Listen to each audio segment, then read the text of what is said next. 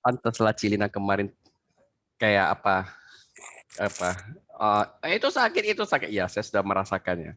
Tinggal Ci Elis lah yang belum merasakan. Pak Petrus pun Oh sudah. gitu. Amit-amit. Janganlah, kita doakan yang baik saja Pak Dokter. Masa Jadi doanya gitu, Dok? karena aku nggak bilang kau kena, aku kan bilang kau yang belum kena. Mana ada aku bilang kau bisa kena, kan enggak? Kan aku bilang Ci Elis belum kena.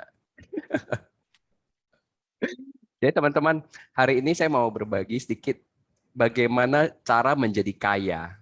Ini berdasarkan buku Rich Dad Poor Dad. Ini buku ini saya baca waktu SMP kelas 3. Jadi sejak SMP kelas 3 saya baca buku ini dan saya mulai ngerti, oh rupanya untuk jadi kaya gini ya caranya. Nah teman-teman, Cilina sama Cili sudah pernah baca buku Yang Ayah Kaya Poor? Kiyosaki itu ya? Iya benar. Udah, tapi Karena lupa Robert Leo ini. Kiyosaki nih. Apanya? Udah, tapi sudah lupa sama isinya. Iya. Udah Nah, lama loh. makanya nggak kayak kaya. Kok gitu? Iyalah, kan Terburu. karena kan namanya ilmu menjadi kaya kok dilupakan ya, jadi nggak kaya lah.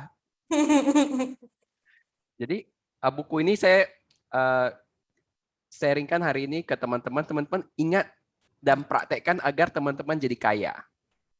Amin. Dan teman-teman bagikan ilmu ini ke agent-agent supaya mereka ikut kaya. Dan ini juga bisa di-sharingkan ke nasabah-nasabah kita agar mereka juga kaya. Nah, prinsipnya sangat sederhana sih. Prinsip untuk kaya sebenarnya cuma 2 kotak ini. Apa arti kotak ini? Ini artinya kotak income. Income artinya kan penghasilan ya. Jadi kalau kita punya penghasilan, misalnya dari apa? Dari jual ayam penyet, jual komputer, jual asuransi, itu namanya income. Income kita ini yang akan menjadi namanya pemasukan. Setelah pemasukan ada namanya pengeluaran, expense. Expense artinya pengeluaran. Misalnya biaya PCR 1,3 juta tadi. Kemudian beli susu anak 200.000, beli roti. Itu namanya pengeluaran. Nah, kita harus mengerti yang namanya penghasilan dan pengeluaran. Ada namanya penghasilan artinya sesuatu yang buat uang kita makin banyak. Expense artinya sesuatu yang uang kita makin habis, makin keluar. Nah, kalau uang kita makin banyak, income kita makin banyak, setelah dikurangi expense, kan artinya jadi sisa kan, sisa saldo. Sisa saldo ini kalau kita bisa taruh di tempat yang jadi aset, aset ini kalau bisa menghasilkan akan menambah income lagi. Kalau liabilitas artinya apa? Kewajiban, hutang. Misalnya cicil rumah, cicil mobil. Kapan sesuatu disebut aset, kapan sesuatu disebut liabilitas atau kewajiban? Coba saya tanya ke Cik Elis dulu. Kapan sesuatu disebut jadinya aset? Aset, kalau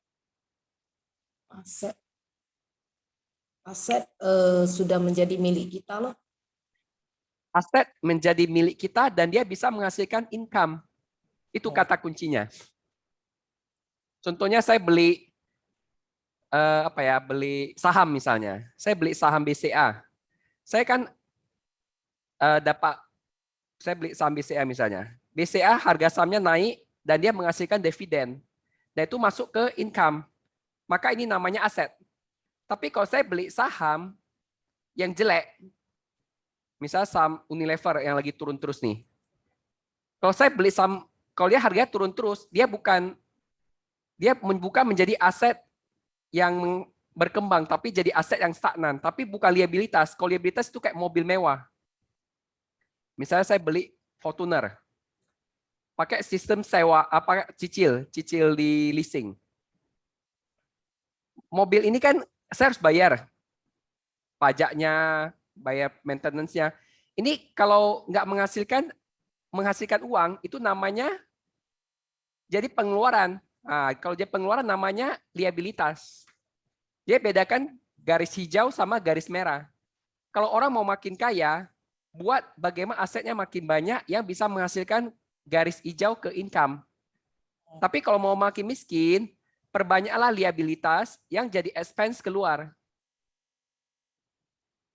Kenapa orang makin kaya? Ya karena dia ngerti grafik ini aja. Dia tahu membeli aset, mengembangkan aset, sehingga income-nya makin banyak. Nanti income-nya makin banyak, dia beli aset lagi, makin kaya. Dia prinsip itu kaya cuma itu aja, teman-teman. Bedakan antara aset dengan liabilitas. Nah, sekarang saya tes ke Ci Elis. Apa beda aset dengan liabilitas? Aset barang yang menjadi milik kita dan bisa menghasilkan uang. Terus kalau liabilitas itu cuma membuang uang aja. Ya, banyak pengeluarannya. Makanya kemarin waktu saya punya Avanza, nggak dipakai lagi sama bapak, bapak kan sudah stroke, cuma ditaruh di rumah, itu jadi liabilitas saya. Tiap hari membuang uang, karena harga mobilnya turun terus, plus lagi pajaknya kan setiap tahun harus saya bayar 5 juta. Maintenance juga. Jadi akhirnya saya putuskan mobil yang jadi liabilitasnya saya buang, saya jual. Jadi untuk kaya, cuma bedakan aset dengan liabilitas. Bagaimana menaikkan income, menurunkan pengeluaran, misal income-nya 10 juta, pengeluarannya 5 juta. Berarti kan ada selisih kan? Selisihnya kan 5 juta ini. 5 juta ini yang kalau bisa dikelola, bisa diputar jadi aset. Aset bisa menghasilkan, contohnya biar paling gampang, paling sederhana deposito. Kita bisa deposito 5 juta, otomatis kan kita setiap bulan kan dapat bunga.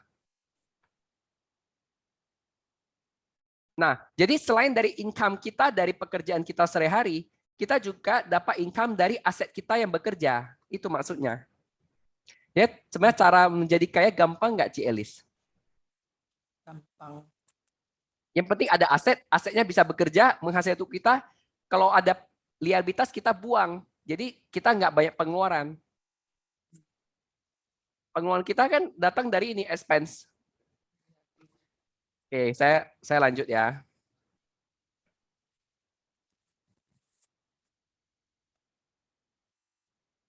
Nah ini, apa beda orang miskin, orang menengah sama orang kaya? Orang miskin ya. Orang miskin. Ini income statement artinya laporan keuangan. Dia punya pekerjaan, punya job.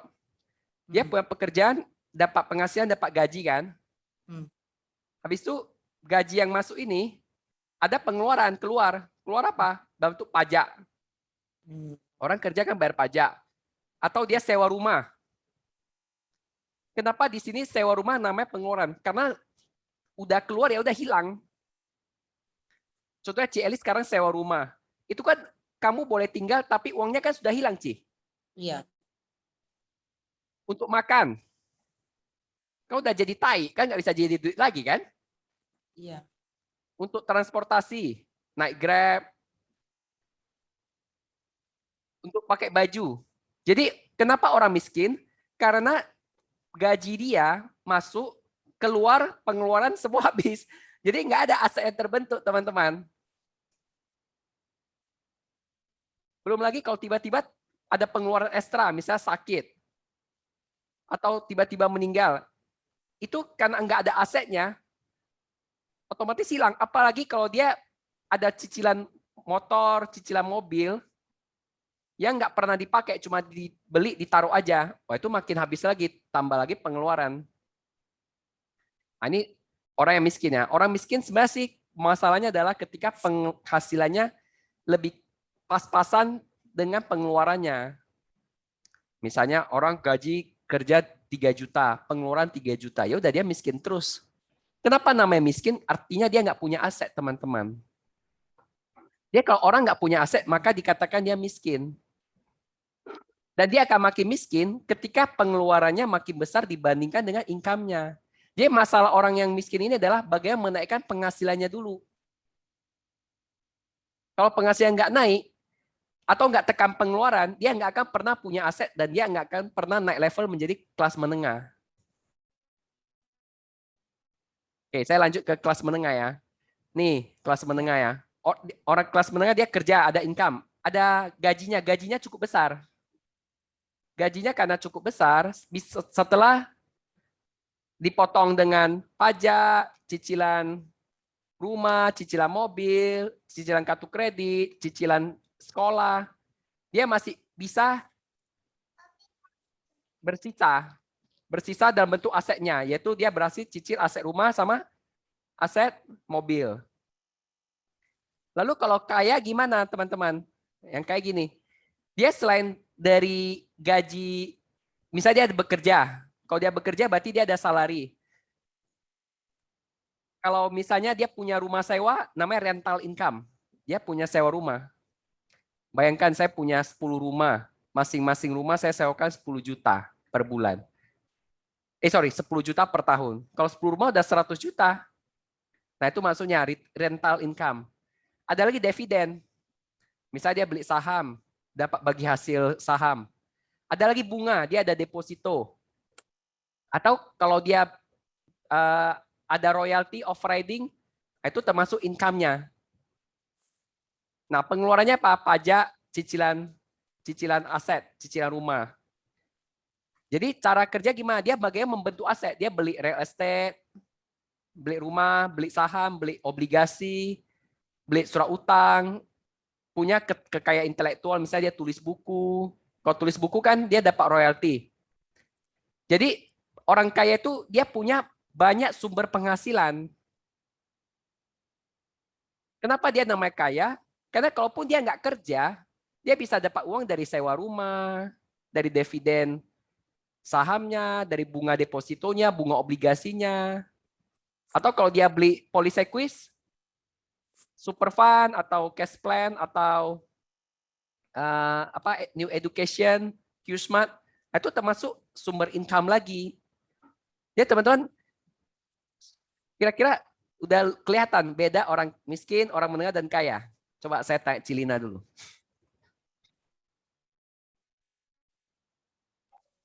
Apa, Dok?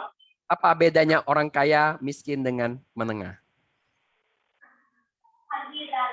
Kalau miskin ya duitnya habis gitu aja. Kerja, tapi nggak ada bersisa. Kalau menengah setidaknya duitnya ada sisa. Cuma dia kurang memperkerjakan asetnya. Kalau orang kaya itu asetnya yang bekerja. Aku ikut kata Ibu Menteri. Dan Dok, ilmu. aku mau tanya, Dok, kalau beli obligasi yang FR kan minimal 100 juta. Itu kuponnya turun tiap tahun. Tiap 6 bulan. Oh, tiap 6 bulan. Itu berapa persen, Dok? Agak-agak lah sekarang. Tergantung. Sekarang harga obligasi lagi mahal. Kalau waktu saya beli, harga 100 juta, waktu itu 105 juta. Artinya ada lebih mahal 5 juta dibanding harga pokok. Artinya begitu produk ini keluar dari pemerintah, dia kan harga 100 juta. 100 juta, cuma dihajar sama pembeli perusahaan. Oh, jadi 105 mereka juta. habis itu dia bawa jual lebih tinggi 105 juta. Kita retail ya terpaksa beli ada 105 juta. Itu kemarin saya dapat bunga 1 tahunnya 8,25%. 1 tahun ya, tapi dia dibagi 2 lah. Berarti per 6 bulan dapat 4%. Potong pajak 15%. Oh, potong pajaknya 15%. Kalau yang ori kan 10 juta bisa, Dok, Mbak. Tapi yang ori lebih sedikit. Ori bunganya lebih kecil. Jadi FR ori bedanya Pak, FR lebih jangka panjang, bunganya lebih besar, tapi minimal 100 juta, ori bunganya lebih kecil. Oh, kira-kira berapa ori, Dok?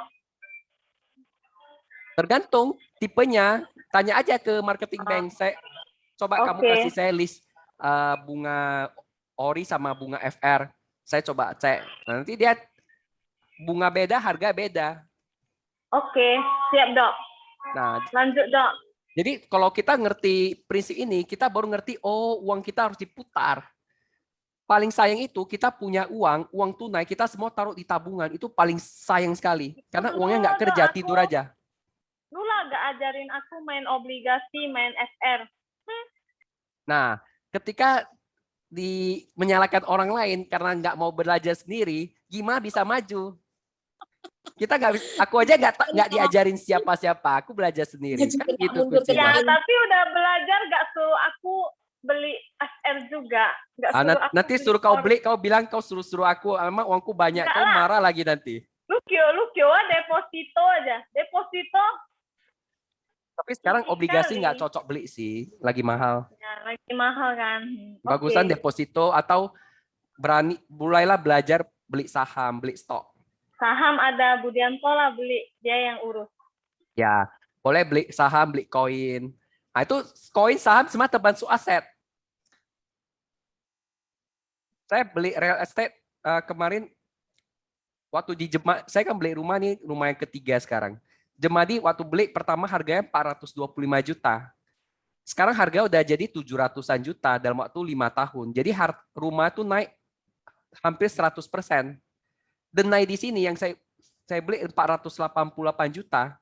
Sekarang harganya udah 600-an juta juga. Tanah di Citra saya beli 2 miliar, sekarang udah jadi 2,1 miliar. Artinya kalau kita ngerti bentuk aset, aset kita akan bekerja dan nilainya akan bertambah, teman-teman. Saya pernah lagi beli saham 160 juta, sekarang jadi 500 juta. Artinya uang kita itu Tapi kita nggak kembangkan. dijual. Apanya? Nggak dijual Apanya? sahamnya. Sahamnya udah jual. Jual nggak?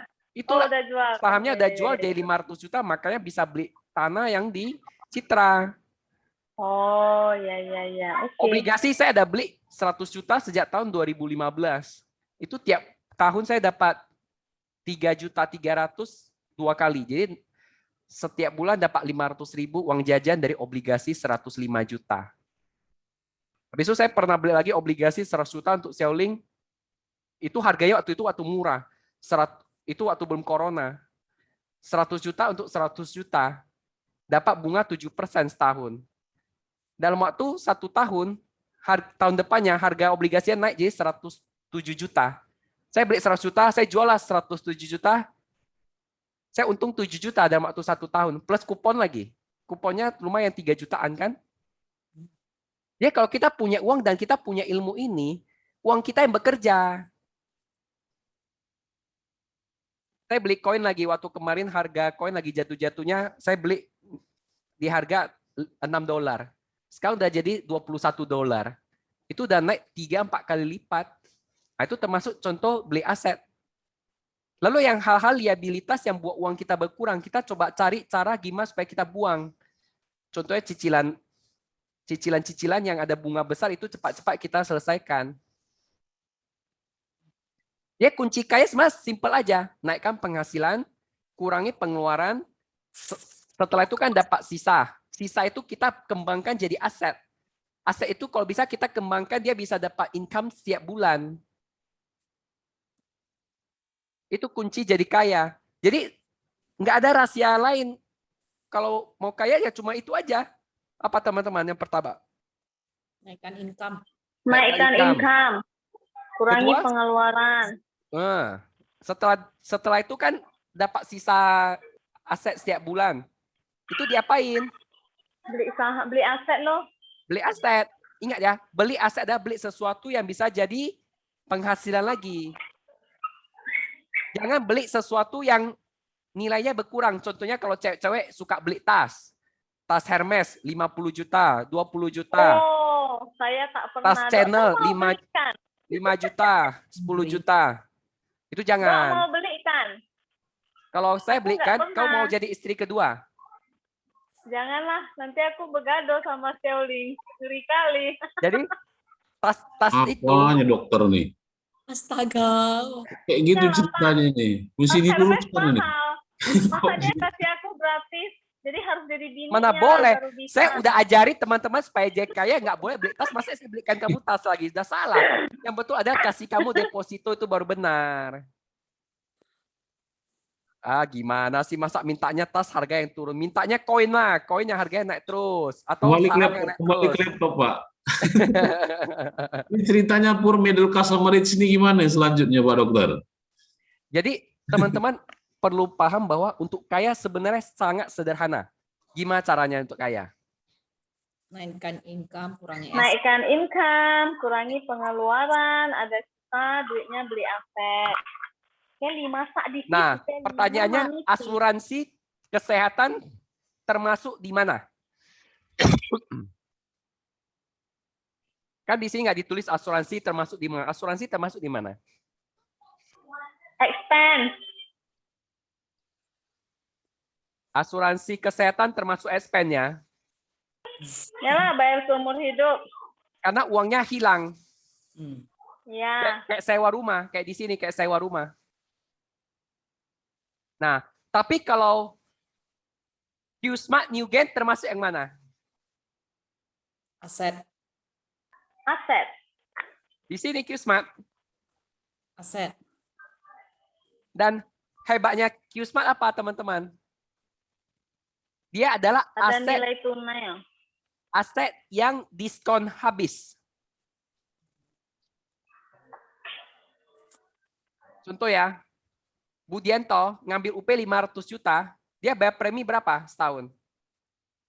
6.730.000. Berapa tahun? Robot 10 tahun kan? 10 tahun, ya. Berarti 67 juta tukar dengan aset 500 juta. itu termasuk bagus nggak? Berkembang dari 67 juta dia 500 juta. Bagus lah, nanti pensiun kalau anak-anak udah mapan bisa kami cairkan lagi. Nah, Untuk jadi pensiun. Qsmart termasuk apa? aset, Aset Aset. diskon. Bandingkan dengan rumah ya. Kita beli rumah 1M, kita bayar di atas 1M loh. iya, kena pajak, Ah, kita beli saham harga 100 juta ya udah dapat saham 100 juta. Kalau harga sahamnya naik ya untung. Iya ya. Oh ya, iya kecil-kecil. Kalau surat utang sama juga, bond. 100 juta ya dapat 100 juta. Nah, kalau Qsmart teman-teman,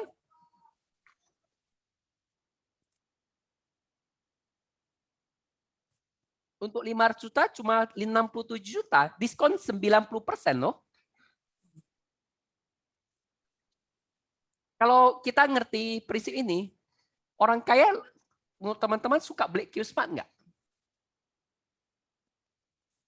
suka, Suka lah. Kenapa suka? Saya cek dulu ya, kenapa. Berapa persen aja sih untuk dapat aset 500 juta? Bahkan Yang nasabah ditabung? saya bulan lalu, dia masuk 120 juta.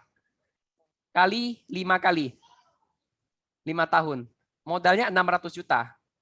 Dia begitu meninggal, ada aset 5 miliar. oh, Keluarganya makin Kalau kaya enggak? Budianto hanya bayar 13% aja ya? Iya. Sekarang saya tanya Cilina, 13,4% aja. kamu sebagai orang wanita, saya cerita ke kamu, ini ada aset nih, diskon 90%. Lu pengen tahu nggak? Pengen lah. Langsung cerita Qsmart, closing. Oke. Kan kita mau makin kaya. Cara makin kaya sebenarnya kan menambah aset. Salah satu aset yang bisa kita gunakan, yang kita jual adalah Qsmart. Dan itu adalah program cicil beli aset. Dan cicil beli aset ini diskon 90%. Kalau usia muda, kalau usia tua, diskon 50%. Kayak Pak Petrus diskon 50% masih bisa. Pak Petrus cukup untuk 1M cukup bayar 500 juta. 500 juta boleh cicil 10 kali. Pak Petrus menguap. Dia bukan menguap, dia terkejut. Hah? Masa aset diskon 50%? Nah, lanjut ya. Jadi kesimpulannya teman-teman hanya ini sih dari buku ini. Bukunya ini panjang lebar, ceritanya cuma ini aja. Kirimlah slide-nya, PowerPoint-nya, Dok. Boleh, habis ini. Nah, kenapa orang kaya makin kaya? Orang kaya, dia punya penghasilan banyak. Dari penghasilan sewa, dividen, dari saham, bunga, tabungan. royalti. Nah, pengeluarannya hanya pajak sama cicilan. Ini yang tadi ya. Dia beli aset, beli rumah. Rumah itu termasuk aset.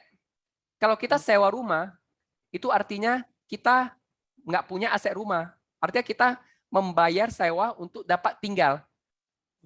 Kita membayar sewa, uang kita hilang. Kita kerja, dapat tinggal, tapi uang kita hilang. Menurut teman-teman, sayang nggak itu? Sayang. Nah, kenapa orang susah kaya? Ya karena tuh dia dapat, dia sewa, hilang. Sewa, hilang. Nggak tersisa di tempatnya, hilang dia. Semakin rajin kerja, yang nggak akan makin kaya juga kalau tidak bisa ngerti prinsip ini.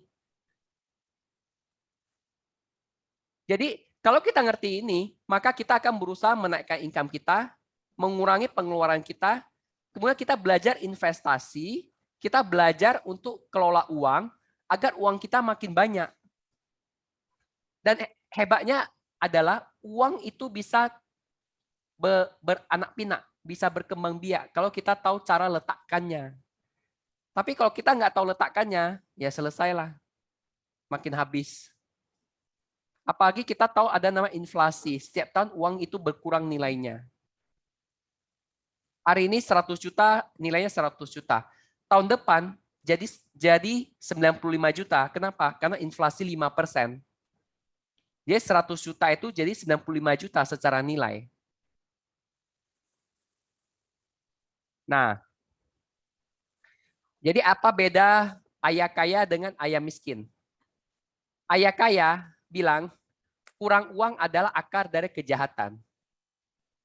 Kalau ayah miskin dia bilang, cinta uang adalah akar kejahatan. Apa sih bedanya? Orang yang membenci uang tak akan pernah kaya. Aku sama si Elis gak benci kok. Ya, itu berarti udah bagus, udah dapat 1 poin. Sekarang poin kedua. Ketika ditanya, rumah ini bagus loh 2M. Responnya, kalau kaya, bagaimana saya bisa membelinya? Tapi kalau miskin, aduh nggak bisa beli lah, mahal kali.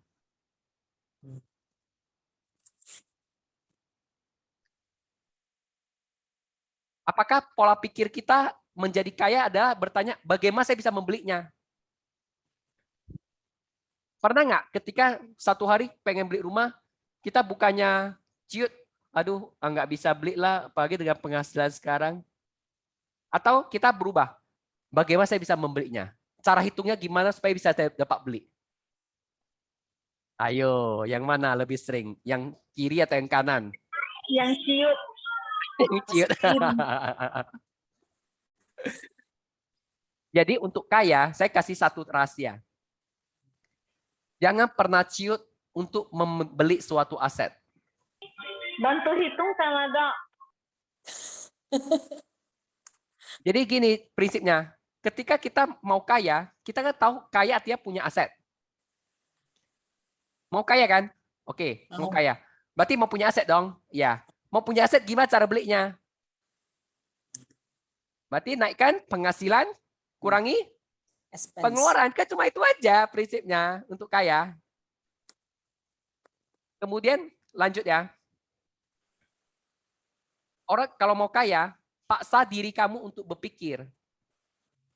Hari ini saya pengen beli rumah 2M. Misalnya.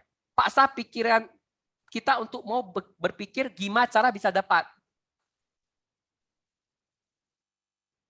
Kalau enggak, let you off the hook. Maksudnya, ya udahlah, dapat ya syukur, yang enggak dapat ya udahlah. Alah, lagian mati juga rumah enggak dibawa kok. Ngapain gitu susah kerja keras. Ya, yang penting sekarang dapat tinggal ya sudahlah, tinggal ya tinggallah. Nah, itu namanya ayah miskin. Lebih banyak kita dengerin ayah miskin atau ayah kaya. Ini tampar-tampar sebenarnya buku ini. Buku ini adalah buku mindset tentang uang. Kalau kita ngerti tentang mindset ini, pola pikir kita berubah, kita akan lebih positif, lebih bergairah dan berusaha. Orang yang mau kaya, ya itu baik sebenarnya. Lebih mudah diajarin mindset seperti ini. Lanjut ya. Orang kaya miskin bilang gini, orang kaya harusnya bayar pajak lebih banyak untuk membantu orang yang miskin. Dia nuntut. Jadi dia mental korban. Orang yang miskin itu mental korban. Dia menuntut orang untuk membantu dia yang miskin.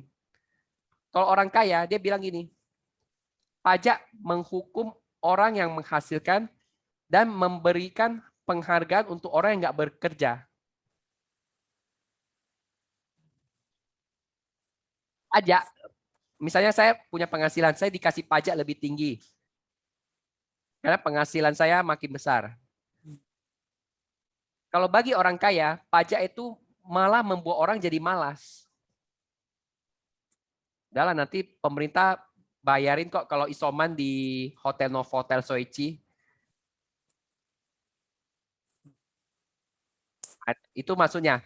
Ya, namun ya satu sisi lagi kalau pajak nggak ada ya pemerintah bisa kacau juga karena orang miskin kan bisa jadi jahat. Ya ini dibalancekan lah. Ini soal pola pikir sebenarnya. Kalau orang kaya miskin dia bilang gini, belajar yang rajin agar kamu dapat tempat yang bagus untuk bekerja. Ini kayak gini kita jadi orang tua. Nah, kamu rajin-rajin kuliah, nanti kamu udah tamat, kamu lamar kerja di bank. Cantik-cantik, bersih-bersih. Jangan susah kayak itu si Swanto itu jadi agen, kerja nggak jelas, ngapain aja dia ngomong-ngomong di Zoom.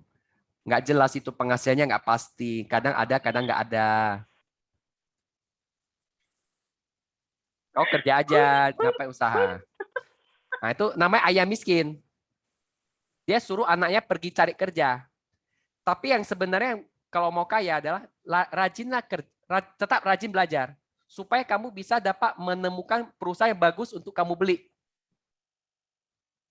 Artinya mengajarkan kita jadi bos. Nah, kemudian alasan saya tidak kaya adalah karena saya punya anak.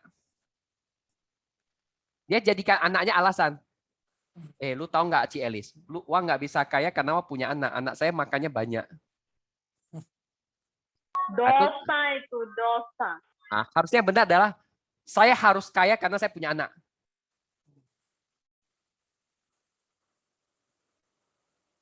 Nah, kemudian kalau ayam miskin mengencourage talking about money and business at the dinner table. Dia mengatakan orang miskin itu kalau di meja makan bahas tentang uang sama bisnis. Tapi kalau orang kaya, dia nggak mau. Ya makan, nggak usah bahas bisnis. Sedih kali makan mau bahas kerjaannya kan, Dok. Makanlah, enjoy lah. Itu karena uangnya dikit lah, Ci. Gimana sih? Karena uangnya dikit, makanya dia bahas. Ya. Kalau uangnya ada banyak, mana dibahas lagi waktu di meja makan.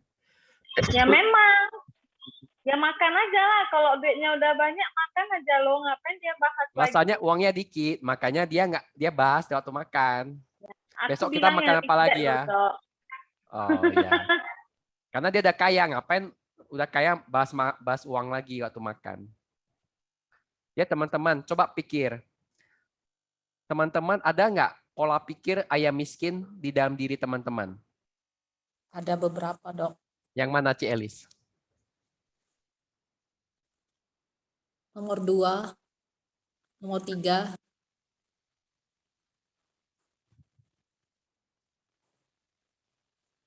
Halo?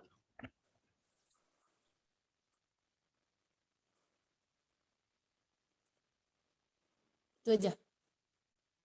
Nah, jadi mulai sekarang apa yang sebaiknya Ci Elis lakukan supaya bisa jadi kaya? Berpikir bagaimana untuk mendapatkan uang untuk membeli aset dan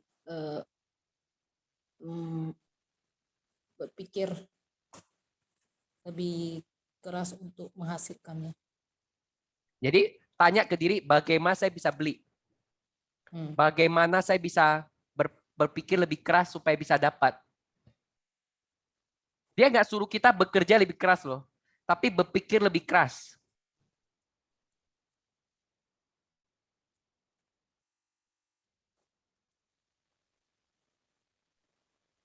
Nah, lanjut ya. Kita sekarang udah punya mindset untuk menjadi ayah kaya. Karena kita kan sepakat sama-sama mau kaya. Nah ini teman-teman yang penting sekali. Nah, di dunia ini pekerjaan dibagi menjadi 4 bagian. Yang namanya employee. Artinya kamu memiliki pekerjaan. Contohnya Pak Petrus adalah seorang employee Sequis. Dia punya pekerjaan, dia dapat gaji pokok dari Sequis. Kalau misalnya Pak Petrus bilang, aku nggak mau lagi kerja sama Sequis. Saya mau keluar. Saya mau buat agensi coaching Petrus. Coach Petrus Ginting secara pribadi. Jadi orang boleh cari Pak Petrus untuk di coaching secara pribadi. Itu namanya Pak Petrus sudah berpindah menjadi seorang self-employee. Kamu memiliki pekerjaan kamu sendiri. Ini contohnya dokter, agen asuransi juga termasuk self-employee. Saya nih termasuk self-employee. Saya jualan, saya dapat penghasilan. Nah, bagaimana kita bisa naik level menjadi B, business owner, pemilik bisnis. Kalau saya jadi pemilik bisnis, saya memiliki sistem yang bekerja untuk saya. Contohnya, sekarang saya jadi agen asuransi sebagai seorang FC. Saya jualan 10 juta, saya dapat 3 juta. Saya merekrut, maka rekrutan saya kan membagikan ke saya royalti, income yang lain kan. Dapat bonus rekrut 20%, kalau saya leader, ABP 45%, kalau jadi BP kan 90%. Nah, itu artinya kita bergerak naik menjadi seorang business owner. Setelah kita punya uang, kayak tadi kita diceritai di awal, setelah kita punya uang, kita mulai beli aset, kita mulai investasi, sehingga uang bisa kerja untuk kamu. Jadi pertanyaannya, kalau orang hanya mau berhenti di seorang employee, boleh nggak? Ya boleh aja. Kejar karir terus naik, seperti Pak Tatang. Pak Tatang itu employee. Tapi Pak Tatang employee yang harus saya percaya dia pasti ada sahamnya. Kalau nggak ada saham, pasti udah dibajak pergi dia. Saya yakin dia seorang employee yang juga sebagai seorang business owner. Misalnya perusahaan dapat berapa untungnya, dia dapat 5% atau 10% misalnya. Tahun lalu Sequis untung 1 triliun. Kalau dia dapat 10%-nya udah dapat 100 miliar loh. Di luar dari gaji, misalnya gajinya 1 bulan 1 M. Nah, masalahnya nggak semua orang bisa dapat employee yang nilainya terus naik. Si Elis lah, saya masih ingat. Dulu dia bilang dia kerja di Wilmar 18 tahun. Dari seorang admin, terakhir jadi staf akunting gaji 10 juta. Pertanyaannya, naik lagi itu gimana prosesnya? Apakah ada peluang itu? Nah, di sini di asuransi kita dididik sebagai seorang self-employed di awal, sambil kita pelan-pelan membangun bisnis kita sendiri. Saya sakit 2 minggu, artinya saya nggak bekerja, saya nggak employee, saya nggak bekerja. Apa yang terjadi? Ternyata bisnis saya nggak berkembang, omsetnya nggak bertambah. Betul ya Pak Petrus ya?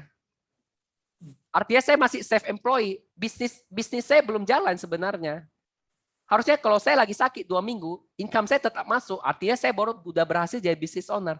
Artinya sistem saya belum berhasil. Saya belum punya sistem yang bagus yang menghasilkan untuk saya walaupun waktu saya sakit. Nah, teman-teman coba pikir, jika hari ini teman-teman sakit 2 minggu, kira-kira penghasilan teman-teman tetap ada atau hilang? Hilang. Saya masih beruntung, saya punya deposito. Saya 1 bulan deposito dapat 500.000, obligasi dapat 600.000. Saham sebagian dapat kenaikan harga. koin sebagian naik.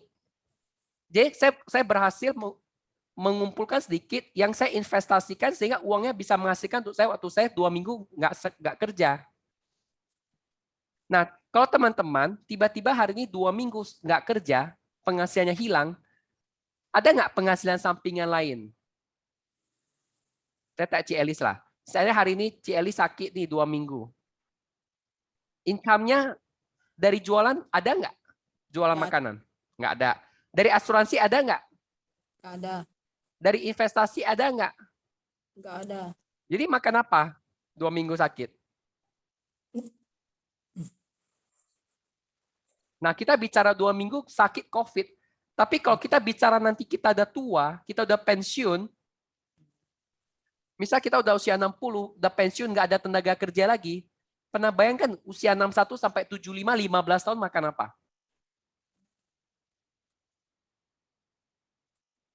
Kalau nggak mulai hari ini simpan aset yang bisa berkembang, nanti usia pensiun gimana? Makan apa? Saya tak Cilina lah. Cilina sudah merasakan isolasi mandiri 14 hari. Selama 14 hari itu ada nggak penghasilan?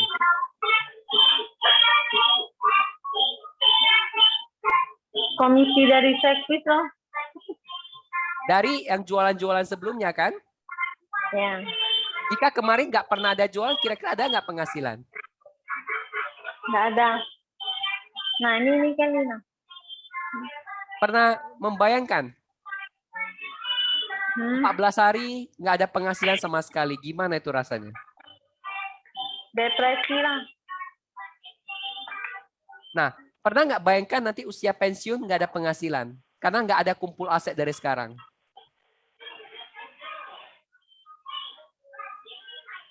Belum pernah membayangkan karena pengennya pensiunnya bahagia. Jadi proses membayangkan itu ada 2 cara. Membayangkan secara happy, yang positif, yang optimis, atau membayangkan secara yang mengerikan. Yang optimis lah aku.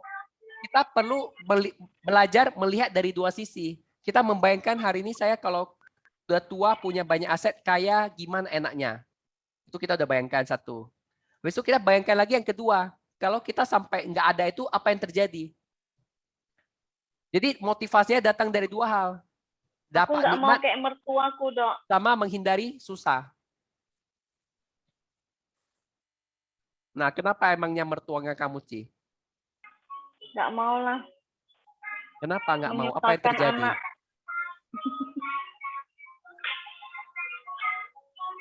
Jadi anak mau ngeluh pun nggak bisa.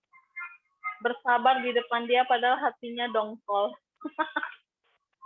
Halo, aku nggak mau gitulah, Dok. Dan itu terjadi karena nggak punya aset. Coba dia punya banyak aset.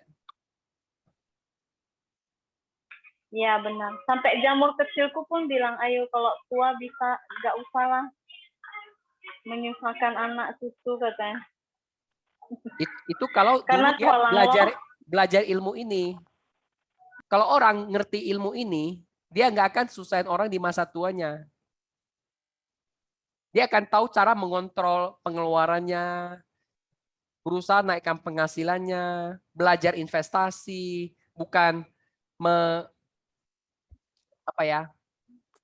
ibaratnya abai ya. Ini kalau untuk investasi aset kayak gini kita butuh namanya waktu. Nggak mungkin hari ini kita beli real estate dalam waktu 1 bulan naik harganya, nggak mungkin lah.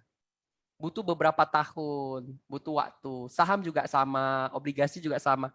Perlu tahu kapan waktu yang tepat untuk beli, yaitu waktu murah, waktu kapan. Kalau saya ini kalau ditanya ke saya beli obligasi cocok nggak? Saya bilang nggak cocok karena lagi mahal. Ibarat kalau kita beli sesuatu pas musimnya lagi murah, kita beli, simpan, waktu harganya lagi tinggi kita jual. Itu strateginya. Bukan sebaliknya. Orang lagi mahal kita berebut-rebutan beli. Jangan. Nah, baru harus, dan itu bicara tentang wawasan, pengetahuan. Ya teman-teman,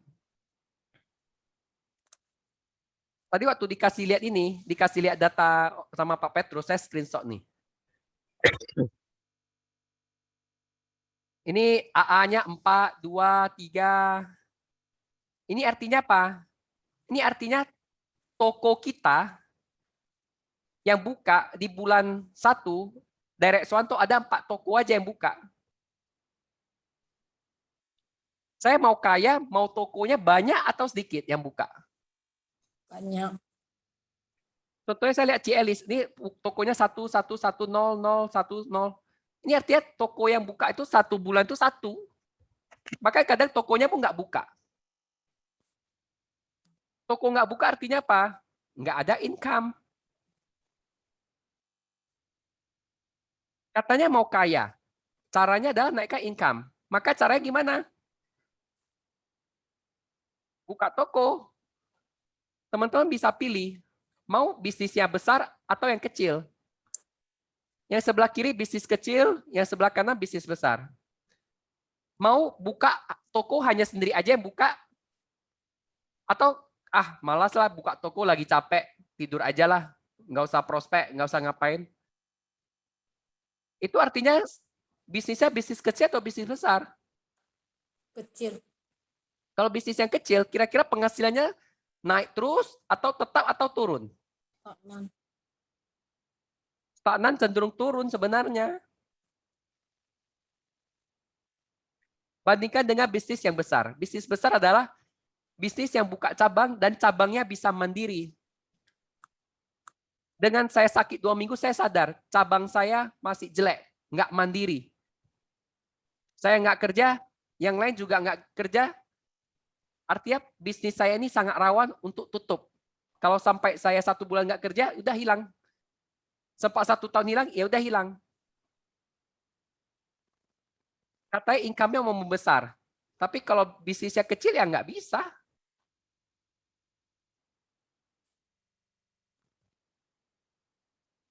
Nah, saya cek ke Pak Petrus.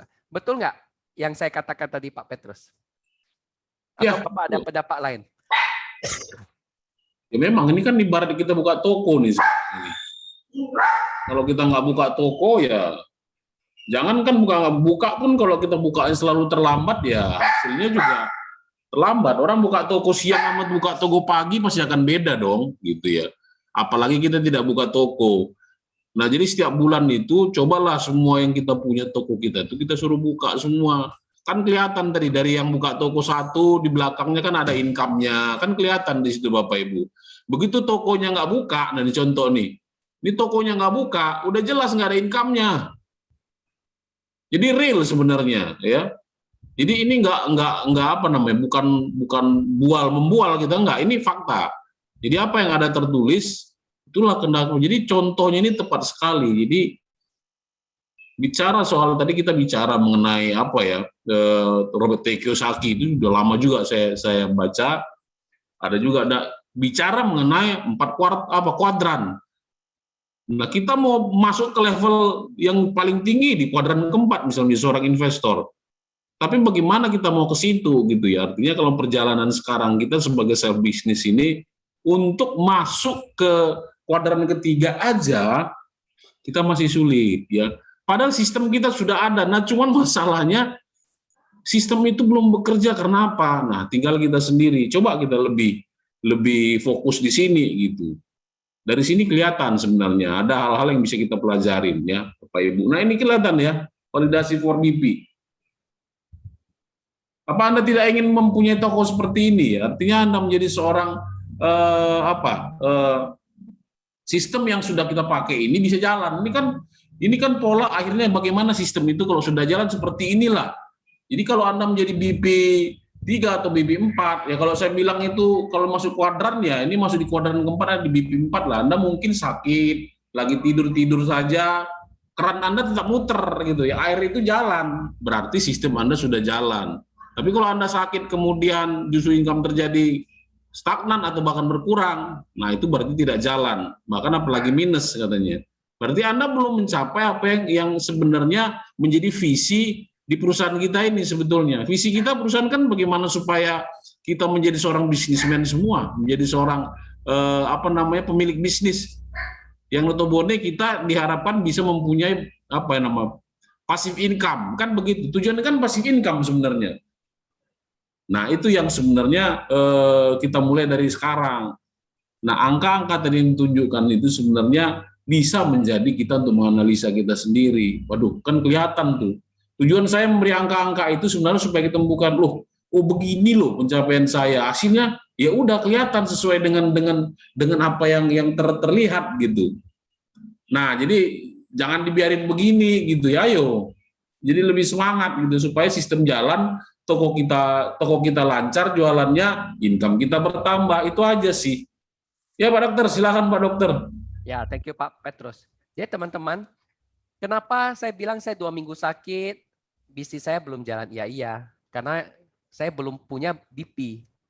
Saya belum punya bisnis partner. Kalau bisnis partner artinya yang sudah mandiri, kelola cabang sendiri. Kalau saya punya 5 bisnis partner, 1, 2, 3, 4, 5, dan mereka 3 tahun berturut-turut capai kontrak maintenance, maka saya akan bebas validasi selamanya. Jadi teman-teman, pola pikir saya sekarang adalah bagaimana saya bisa mencetak 5 direct business partner. Kalau direct kan dapat 20%. Setelah saya dapat 5, maka ada 1 business partner yang punya 5 kedalaman, kita akan bebas validasi selamanya. Kita akan dapat namanya ini apa ya? Income yang long lasting. Income-nya long lasting adalah income-nya bertahan lama. Jadi contohnya nih misalnya Pak Huibing ya. Pak Huibing bisnis partner 0. Dia sekarang udah ada 5 BP paralel. Ibarat Pak Huibing kena COVID 2 minggu. Kira-kira bisnisnya masih tetap jalan nggak yang lain? Jalan. Karena sudah jadi BP, sudah mandiri. Tapi bandingkan dengan Suwanto yang di sini sebagai bisnis partner yang lain masih ABP dan agent. Yang masih kalau nggak dielus-elus nggak jalan. Jadi itu yang membedakan saya dengan Pak Huibing. Kalau sama-sama lagi sakit, dia ada duitnya, saya nggak ada duitnya. Nah, coba kita renungkan lagi. Apa yang terjadi ke agent-agent kita yang masih agent? Sempat dia sakit, ada nggak penghasilannya? Tidak ada. Nah, jadi teman-teman, yang ingin saya bagikan hari ini adalah untuk menjadi kaya itu rumusnya sebenarnya sangat sederhana. Naikkan penghasilan, kurangi pengeluaran, beli aset yang bernilai, kurangi liabilitas. Dan aset yang paling bagus yang kita bisa bangun di bisnis kita adalah membangun bisnis partner. Kalau saya hari ini merekrut Cielis, Cilina, kemudian saya didik, saya promosikan, berhasil, itu saya lagi membangun apa? Membangun aset loh.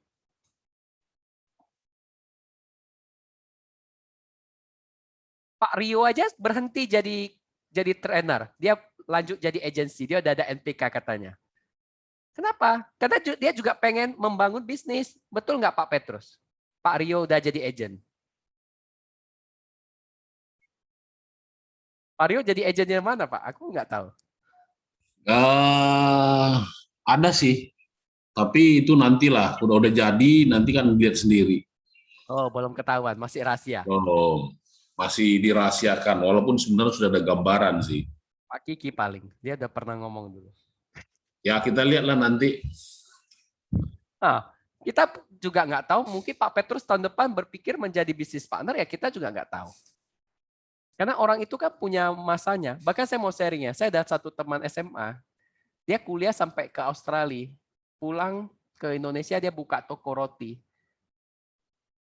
Saya lihat pasti toko rotinya pasti nggak laku lah orang corona gini.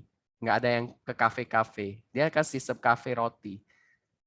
Saya lihat dia sekarang udah jadi agen Allianz.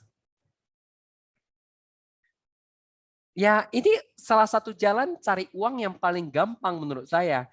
Ada yang ngajarin, produknya juga gampang dijual, orang aset yang diskon, komisinya banyak, sistem bisnisnya jelas. Saya berpikir kalau orang nggak jalan ini sayang sekali. Sayangnya apa? Orang uang di depan mata tinggal dikerjain, nggak dikerjain. Ya teman-teman, kunci dari bisnis kita hanya satu. Kita merekrut dan mempromosikan. Yang sudah promosi, berprestasi lagi, cetak lagi lebih banyak. Kita akan membangun bisnis partner ini. Problem kita yang selama ini membuat kita nggak bisa berkembang adalah kita belum merekrut dan mempromosikan. Saya mau bicara data. Data ini NH-nya kecil sekali.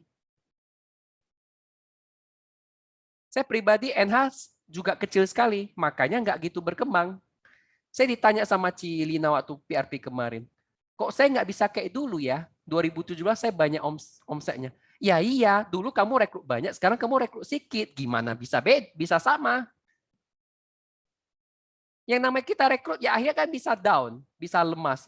Kalau kita nggak rekrut lagi, ya kita terus berpikir kita kok nggak bisa yang lama, ya iyalah. Orang nggak merekrut baru. Betul nggak Cilina? Setelah saya renungkan, saya pikirkan, ini jawaban saya untuk kamu.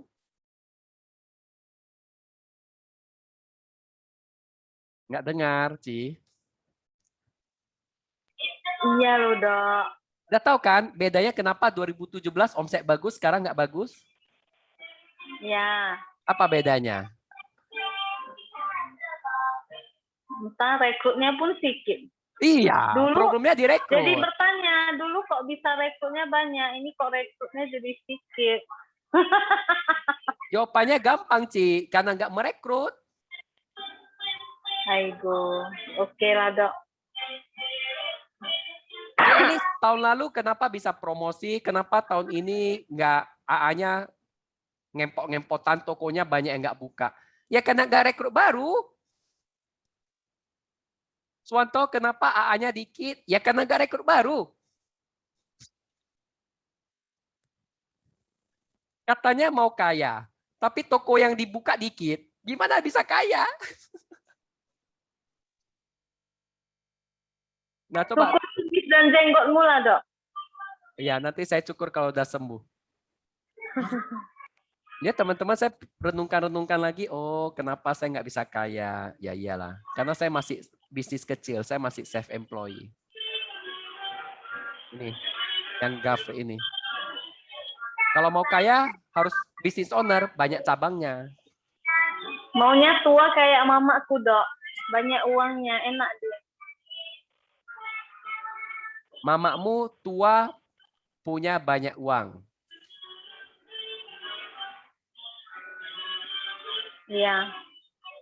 Nah, kamu akan lebih daripada mama kamu. Kenapa? Karena mama kamu nggak tiap minggu belajar kayak kita. Kita tiap minggu belajar. Aduh. Mamamu Betul kaya ya, karena Dok. beli tanah.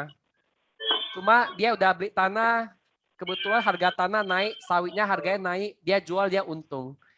Tapi dia nggak tahu yang namanya Bitcoin, saham, Nggak tahu. properti. Dia nggak mau. Nah, kalau dia ngerti, dia bisa lebih kaya lagi. Paham Bitcoin dia nggak mau. Apalagi kalau dia ngerti beli asuransi. 10M cuma bayar 1M.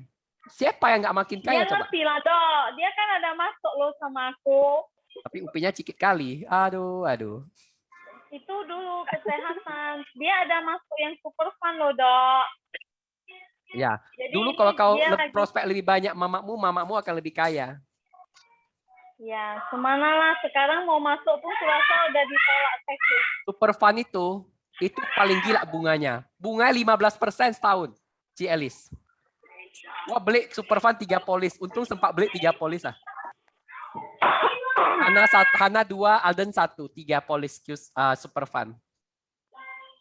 Itu bunganya dulu saya hitung dari tahun pertama sampai 18, 20%. Habis itu sisanya 15%.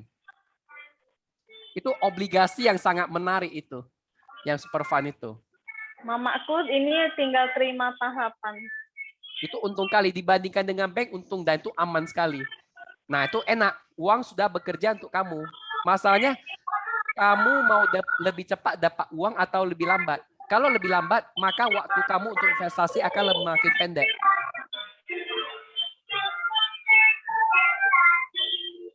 Nah, yuk kita ambil kesimpulan. Apa kesimpulan dari training kita hari ini? Mulai dari Ci Elis lah.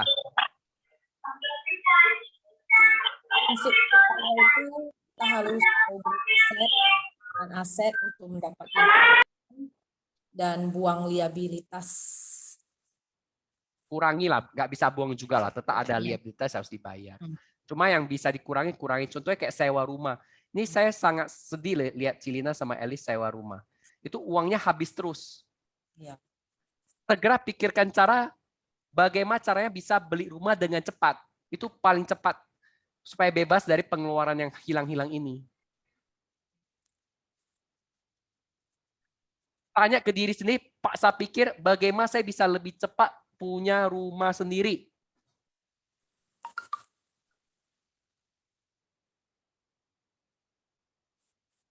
Ya, Ci Elis, ya, ini penting. Ini saya pesan, ini saya adalah ayah kaya. Saya pesan ke kamu supaya kamu jadi kaya. Kalau saya ayah miskin, saya akan bilang, ya udahlah nggak apa-apa lah Ci Elis, Cilina sewa aja. Jangan gitu susah lah.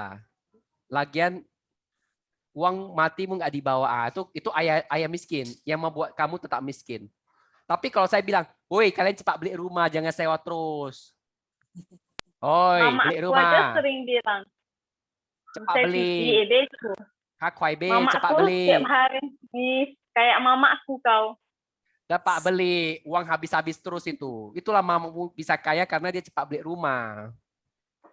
Tapi kalau anak bandel bilang, emang gampang ya beli rumah ya. Lu balikan hawa lu.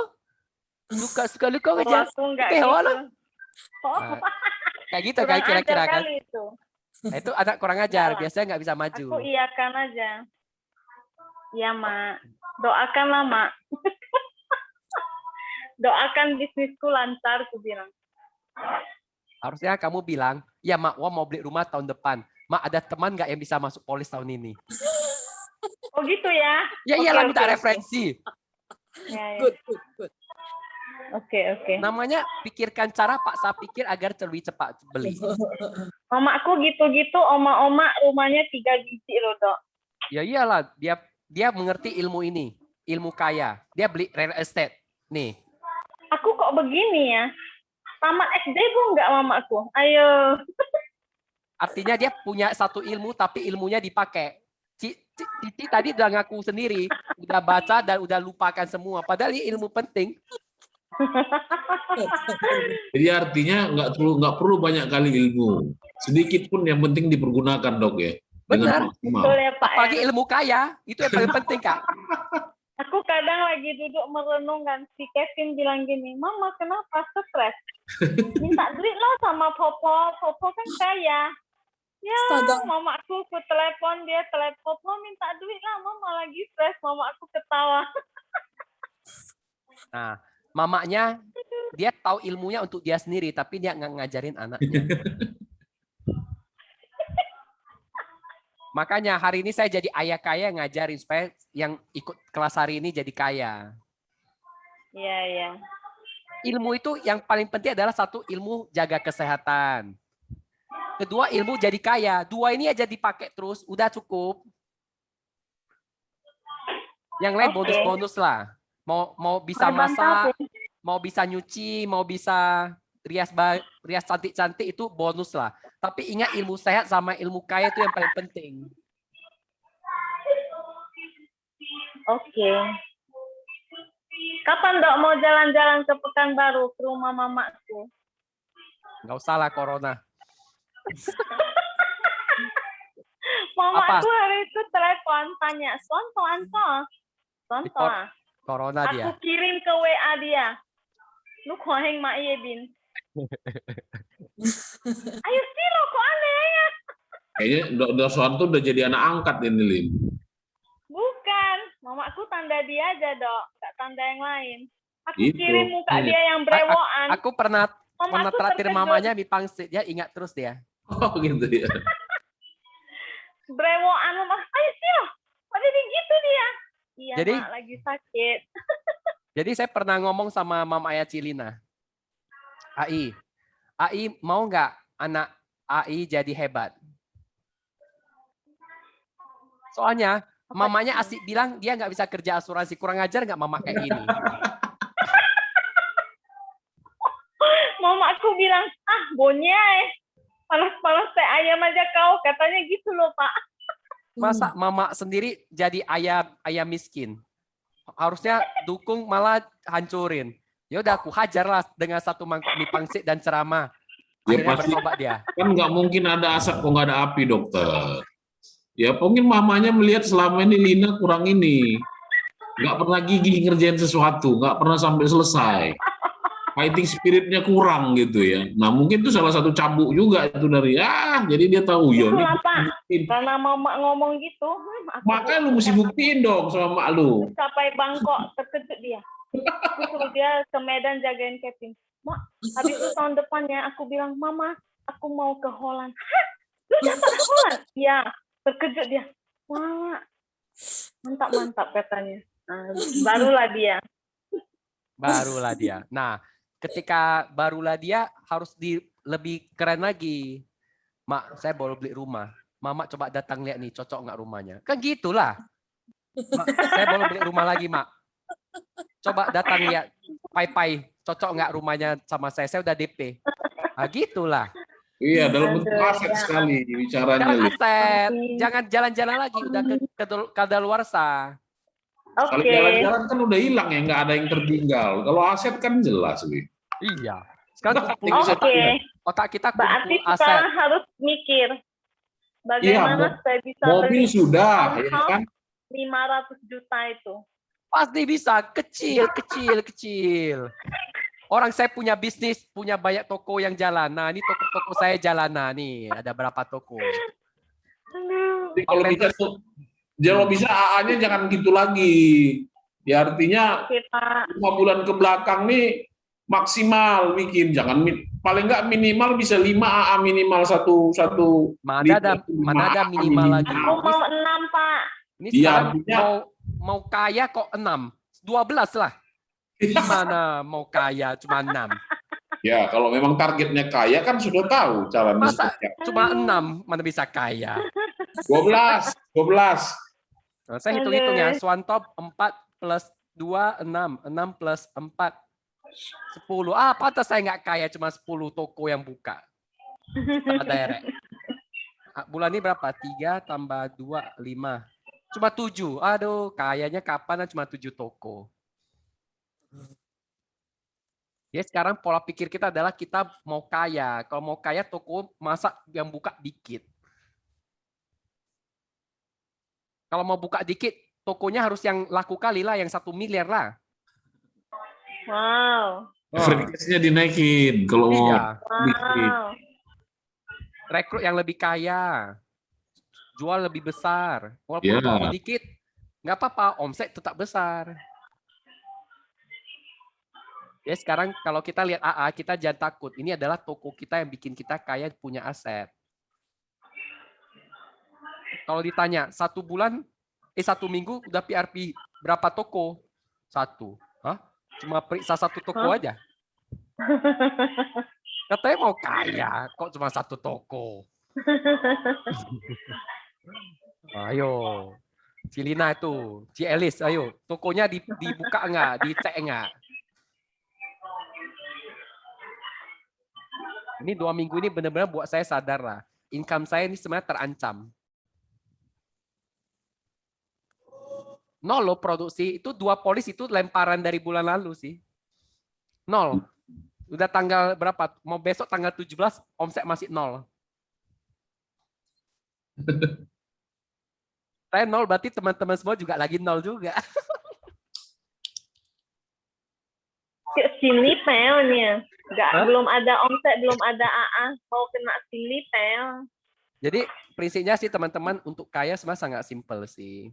Harus bayangkan cari uang tuh gampang. Itu paling penting. Saya ngomong sama Cilina, cari AA itu sebenarnya juga nggak susah, gampang aja. Yang penting kita mau pergi ngecek mereka, pergi hubungi, sharingkan ilmunya. Dan nggak perlu ilmu sampai yang sangat sulit-sulit kali, sampai coaching yang sangat hebat kali, enggak. Simpel-simpel aja, kayak sharing untuk kaya ilmunya ini. Siapa sih orang yang nggak mau kaya coba? Ada ya? Ada orang nggak yang nggak mau kaya? Ada? Pak Petrus kenal ada orang yang nggak mau kaya? Mana ada orang gila pun mau kaya. Jadi Ada lah, sebenarnya mau kaya. semua orang mau kaya. Masalahnya adalah nggak semua orang mau membayar harga untuk kaya. Hari ini saya bisa punya deposito, obligasi, bisa punya saham, bisa punya properti karena saya bayar harga. Saya berhemat. Income saya naikkan, kemudian saya tekan pengeluaran.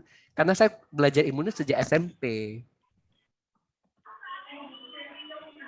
Makanya nggak pernah mau sewa rumah, nggak pernah mau hidup yang mewah, enggak. Karena saya tahu kalau saya mau cepat kaya, saya harus cepat punya aset. Aset itu dibentuk dari hasil simpanan. Cielis, kalau saya lihat gaya hidup Cielis itu memang pengeluaran nggak banyak. Tetapi model penghasilan bisnis Cici itu sangat beresiko. Hari ini buka untuk penghasilan hari ini. Hari ini nggak buka, hari ini nggak ada penghasilan. Betul nggak pekerjaan Cielis seperti itu sekarang? Iya. Hari ini kalau sempat sakit COVID 2 minggu, nah, gimana lah? Coba bayangkan tokonya.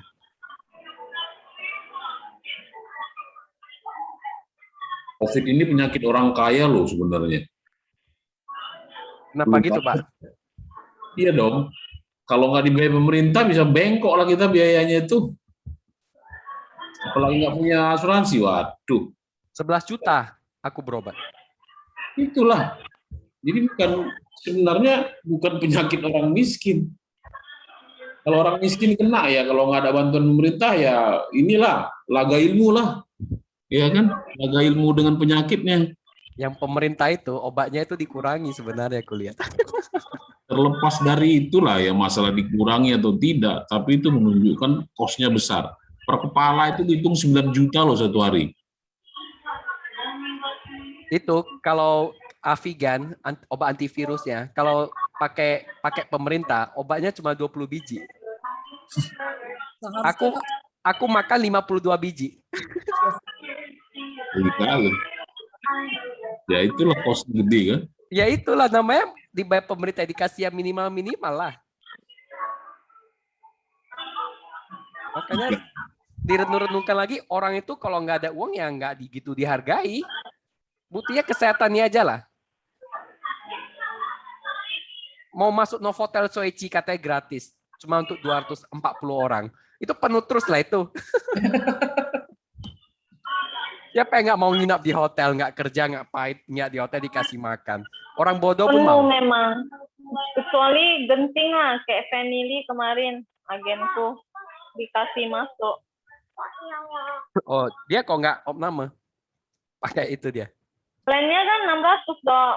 Kalau di Silon dia tetap bilang, kamu kalau mau opname maka kamu di kamar isoman 1,2 juta. Kena prorata lah nanti, Dok. Ya. Ya kalau aku bilang opname pakai Menkes, nanti sisanya beli obat pakai Asequis lah. Terakhir dia ternyata mah dia yang gatal-gatal dia sudah oke. Jadi dia opname pakai generali kantornya karena di Asequis pun dia kena pengecualian mahnya. Kena 22 juta juga loh, Dok, semalam pulang. Iya. Itu ada asuransi. Itu karena dia ada beli aset berupa polis asuransi. Coba dia nggak ada. Jadi sebenarnya yang kita jual adalah aset. Polis itu ada aset, teman-teman. Kalau kita mau jual aset, ya kita cari orang yang punya uang lah. Ini ngomong-ngomong soal jual aset, Pak Petrus UP-nya ada berapa ya? Kenapa mesti ditanya terus itu Pak Dokter sama saya? Karena saya baru berpikir, ada aset diskon, kenapa Bapak Petrus nggak tambah? Namanya barang lagi diskon. Bapak mau beli sama saya boleh, mau sama Elis boleh, mau Linawati boleh. Bebas. Nanti kita kasih diskon agent lah. Diskon agen. Aigo. Apa ya? Nggak bisa bicara aku soal itu Pak Dokter. Ya. Saya mengerti Bapak sekarang saat ini nggak bisa bicara karena ada 3 agen. Nanti bicara di belakang aja by chatting boleh. Tinggal pilih aja kalau mau yang sambil bisa dapat mie pangsit, Cielis. Kalau sama Cielis nanti beli dapat mie pangsit. Kalau sama Cilina beli nanti bisa dapat servis komputer biar bagus. Kalau sama saya beli nanti boleh juga saya kasih diskon.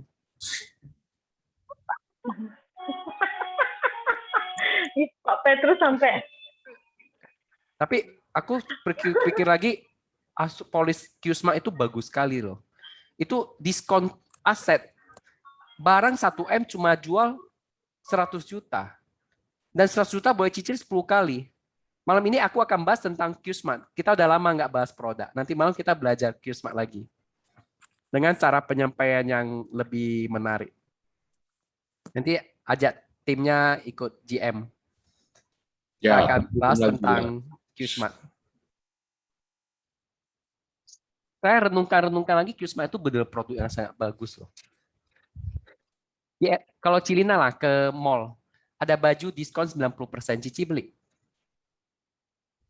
Mak 90%. Kalau aku suka belilah, Dok. Kalau nggak suka ya nggak beli. Dan saya kasih tahu ya, dulu saya beli baju, saya harus cari diskon 90%, 70% baru saya beli. Kenapa kayak gitu? Karena eksekutif diskonnya 90%, 70%. Oh iya, eksekutif mahal memang. Aku kadang kalau udah pengen nggak tunggu diskon loh, Dok, langsung beli. Nah, itu namanya perilaku yang susah kaya. Itu dulu waktu kerja di IEC.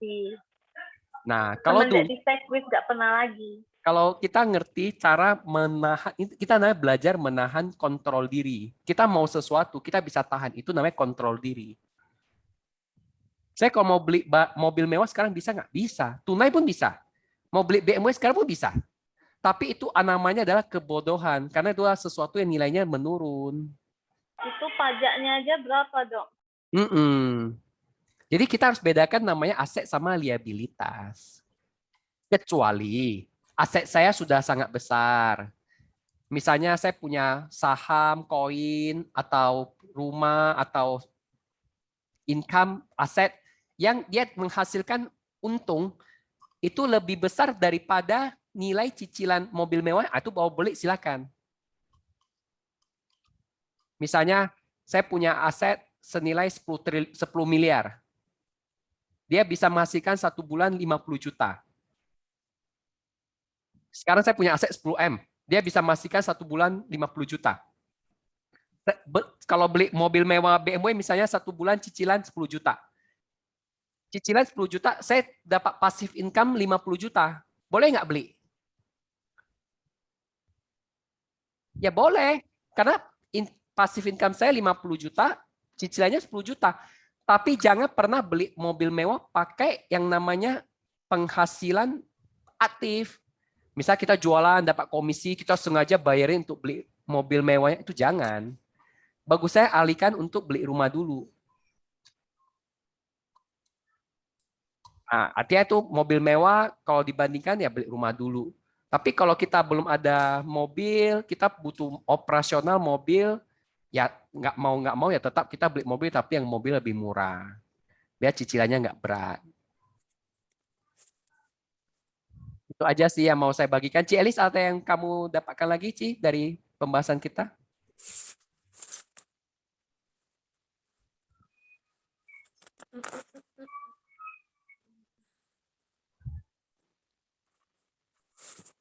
Kunci untuk menjadi orang yang kaya itu kita harus naikkan income, kurangi expense, dan beli aset yang bisa menghasilkan.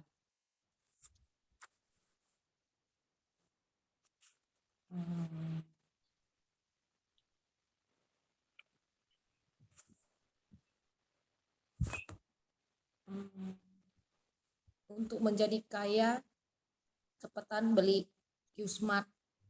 Karena kita bisa, itu adalah program cicil beli aset. Yakinkan diri bahwa Qsmart adalah cicil beli aset yang diskon luar biasa. Orang pasti beli kalau ngerti. Cilina lah, apa yang Cilina dapatkan kesimpulan hari ini? harus punya mindset seperti Rich Dad, harus merekrut banyak, jadi toko yang buka banyak, jangan pernah takut gak ada AA, harus kayak Suwanto, gak pernah stres karena AA. Ya orang toko saya buka kok stres. Justru nggak Betul. buka stres. Jangan. Terbalik lah. Nggak buka harus Justru stres kamu lah harus dikit kan. stres kalau nggak toko nggak buka. Itulah Pak, makanya harus Jangan punya- nanti jangan stres. Stres itu perlu. Bukan nggak perlu Jangan. juga, tapi jangan depresi. Nah, stresnya gini, jadi nggak pede. Kok AA susah? Nah, Suwanto marahin aku. Kamu salah, mana boleh gitu. Nah, Suwanto nggak pernah mikir begitu. Gitu Pak maksudku. Oh, karena takut ya udah nggak buka, Suwanto marah-marah lagi gitu ya. Iyalah, kau tengoklah kumis Marah sama lah, janggutnya itu Pak. dokter. Kasihlah vitamin. Rupanya Cilina Selera paling pun nengoknya. paling nggak suka laki-laki berkumis. Dia belum tahu kena kumis gitu seperti apa ya. Bisa 3 hari 3 malam lu nggak lupa. Geli-geli ya bau COVID ya ini COVID semua nih lengket. Itu bentar lagi kalau dibiarin jadi saringan kopi itu.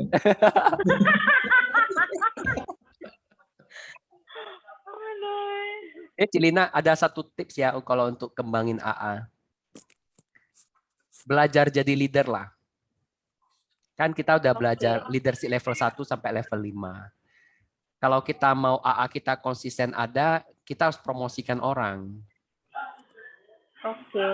Kalau kamu udah rekrut, kamu promosikan, itu hasilnya akan luar biasa. Dan orang itu kan ada namanya naik turun.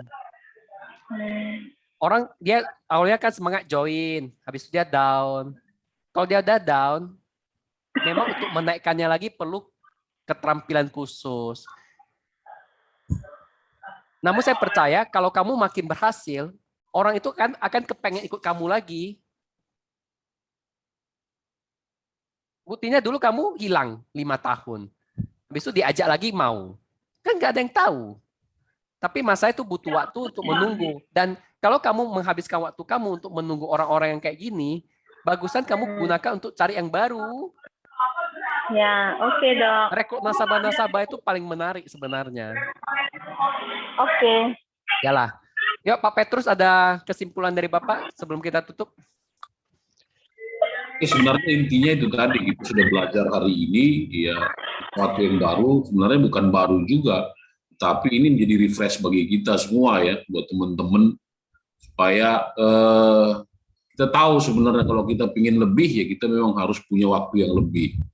Itu semua sudah kita pelajari. Nah, mengenai pelajaran kita mengenai kuadran ini, ya 4 kuadran ini sebenarnya ini sesuatu hal yang udah sekarang itu sudah umum lah ya. Mungkin teman-teman sudah sering mendengar-dengar mengenai gimana sih cara menjadi kaya. Nah, ini ceritanya ini kan beberapa tahun yang lalu. Lama program lama. Sudah lama program ini sebenarnya, dan orang sudah jarang bicara ini lagi karena sekarang kan teknologi sudah meningkat ya. Mungkin apalagi kondisi sekarang. Nah, apakah itu masih bisa diterapkan? Ya bisa saja diterapkan, cuman mungkin cara-cara kita juga harus bervariasi. Kondisi COVID sekarang, apa yang mesti kita lakukan? Apa kita bisa melakukan secara offline semua? Semua sudah terbatasi. Jadi gimana nih sekarang? Nah, cobalah kita bermain di ini kondisi sekarang. Kalau kita nggak beradaptasi dengan situasi, maka kita akan tertinggal. Ya, manusia-manusia dulu banyak ibu matian itu karena nggak bisa beradaptasi dengan situasi. Orang yang bisa bertahan hidup, bisa konsisten dan bisa eksis, itu bukan orang-orang yang pintar dan cerdas, tapi orang-orang yang bisa beradaptasi dengan situasi cepat. Nah, kondisi sekarang ini kita juga harus seperti itu, Bapak Ibu ya. Kalau kita nggak kuat di kondisi sekarang, ya kita bermain di mana ini? Secara virtual. Kita lakukan semua, makanya kemarin kita juga sudah melakukan mengikuti yang namanya EP virtual. IP-nya sama kayak dulu, mungkin teman-teman IP, cuman sekarang nih cara dan polanya yang berubah. Kalau dulu kita onsite, sekarang kita online, kan begitu. Nah, kita belajar hari ini bagaimana kita supaya tetap bisa konsisten, dan tujuan kita semua adalah kalau kita bicara kuadran ini, sekarang kalau posisi kita ada di sebagai seorang agen, tentu sasaran kita ada di kuadran keempat, kuadran ketiga gitu ya. Karena kita mau supaya bisnis kita ini berjalan dan kita intinya mendapatkan passive income, tentunya seperti itu ya. Tadi sudah ditunjukkan bagaimana skema kita supaya kita memiliki passive income seperti apa ya. Kondisi sekarang semua kita sama-sama masih active income ini sebenarnya, masih self business lah ya. Karena kita harus bekerja dulu, saat ini kita masih menukar waktu kita dengan uang. Kalau waktu kita tidak gunakan, maka uang kita pun hilang. Kan seperti itu. Contoh ini sudah bagaimana saat ini kayak Lina pernah kondisinya ketika lagi sakit, Dr. Swanto juga sakit, dan itu sangat berimbas pada produktivitas yang ujung-ujungnya adalah ekonomi dan keuangan seperti itu. Ya puji Tuhan, Cielis belum pernah sampai seperti itu. Ya memang bisa kita bayangkan kalau Cielis nanti misalnya walau-walam tidak ya, harus sakit apapun itu, jadi harus beristirahat selama seminggu misalnya. Maka dalam seminggu itu Cielis bisa bayangkan uang gua dari mana lagi masuk gitu ya. Nah itu tadi. Nah kita sendiri di sini tinggal pilihan aja sekarang. Saya sebenarnya pingin kita itu lebih fokus di bisnis kita sebagai seorang insuran. Ya mau nggak mau harus seperti itu karena kita sudah di sini dan posisi kita di sini. Saya yakin teman-teman saat ini sampai posisi sebagai leader tentu bukan perjalanan yang gampang, ya, bukan membalikkan telapak tangan. Ini adalah proses yang panjang gitu. Mulai dari seorang agen, dikejar-kejar orang, dikejar ini akhirnya menjadi seorang leader sekarang ini yang tentu sudah tahu pola dan cara kerjanya seperti apa. Tinggal bagaimana membangun apa yang kita lakukan secara konsisten dan disiplin. Nah, tadi saya tunjuk kita sudah bicara mengenai produktivitas kita, AA kita seperti apa. Apalagi sekarang perusahaan kita ini kan memang gamenya itu bermain di active agent dan juga new hire ya.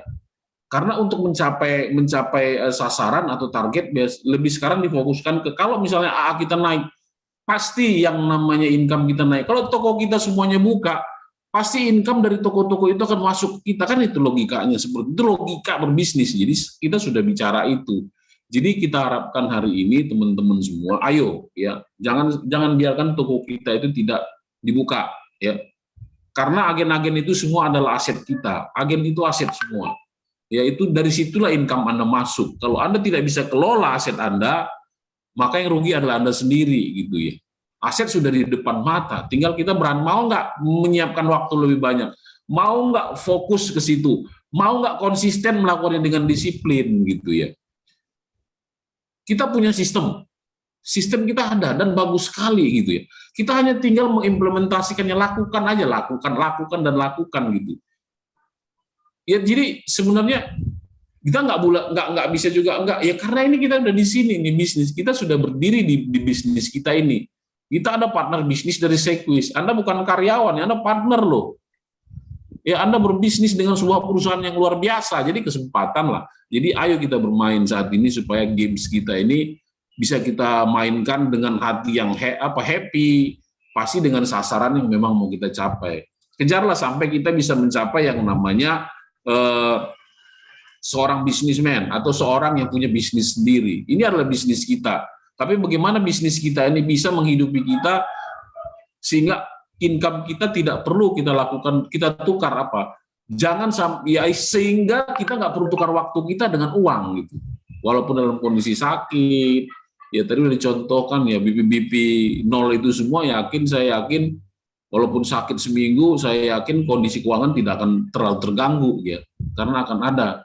Karena dia sudah punya pilar-pilar, dia sudah punya tiang-tiang yang bisa menyokong dan menahan bagaimana supaya income-nya itu terus bisa jalan. Jadi itu aja ya teman-teman, kesimpulan saya hari ini ya, mari kita tetap konsisten untuk bisa mengelola bisnis kita, mengelola toko kita dengan disiplin dan lebih fokus. Itu aja Pak Dokter. Thank you banget. Oke, thank you. Kita ucapkan Thank you Pak. selamat berjuang supaya sama-sama kaya. Ayo foto, siapa fotoin? Sudah foto dong. Siapa fotoin? Saya fotoin. Dokter lah. Oke, 1, 2, 3. Ya. Sampai jumpa ya di puncak kekayaan ya.